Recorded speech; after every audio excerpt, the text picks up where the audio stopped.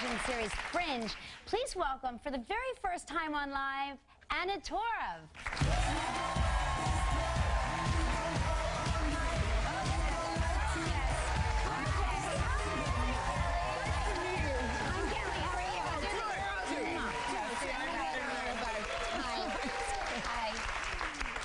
I can't believe it's your first time on our show. Welcome. Thank you very much. Thank you for having me. Great to have you beautiful. here. I was reading about you, and you're from Australia, from Queensland. That's the two kisses. Right.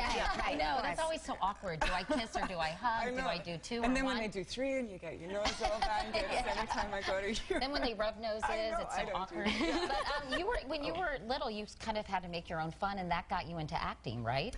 Yeah, I did. I mean, I love listening to stories, you know, where people, you know, saw a movie or, you know, saw a particular show or something, but I never had that moment. I just used to play all the time. And we lived in the, we lived in the bush, so we were always made to go outside and, you know, make our own fun. And my brother's 6 years younger than me, so we didn't really play together all that much. So and you used to make your own costumes and everything, totally, and put on your own shows? Oh, yeah. One-woman shows? Well, not even putting on your own shows. It was just playing, like playing in the woods, dressing up. And I loved Anne of Green Gables, and so I learned, you know, the Lady of Shalott, which was the poem, you know, that she says in the beginning, and I dress up in flowing gowns and, you know, make my brother push me into the dam, and, you know.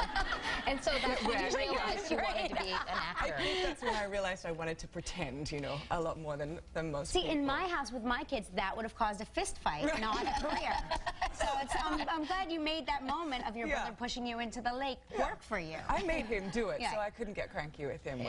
It got a little nerve-wracking when our geese started dying in the pond. Actually, they were eels. Oh, I know that. Eels. Say that. It's Australia.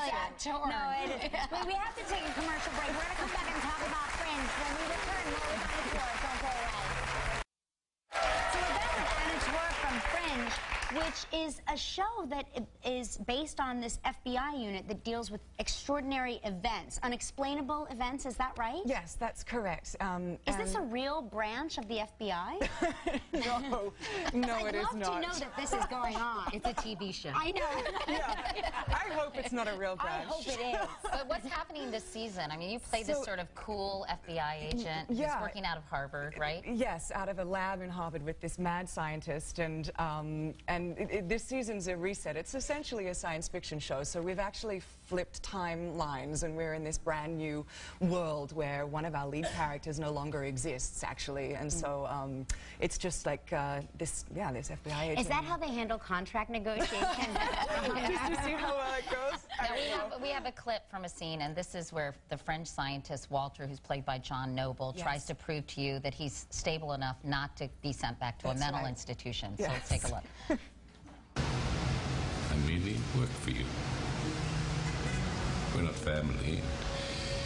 If I should cease to be useful, if my behaviors are outweighing my value. That's why you left the lab, isn't it, Walter? To prove that you're capable? I suppose tonight hasn't been my strongest show.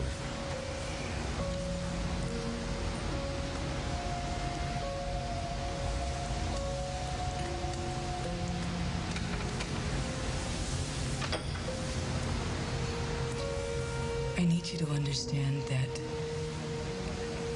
whatever decision I make, I'm only trying to do what's best. What's best for whom, Agent Dunham?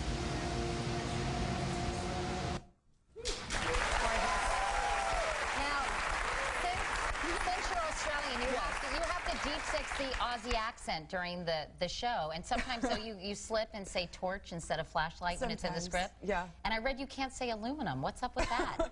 Well, we say aluminium.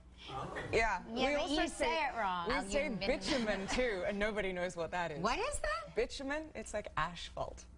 Asphalt? It's a whole new language we're learning today.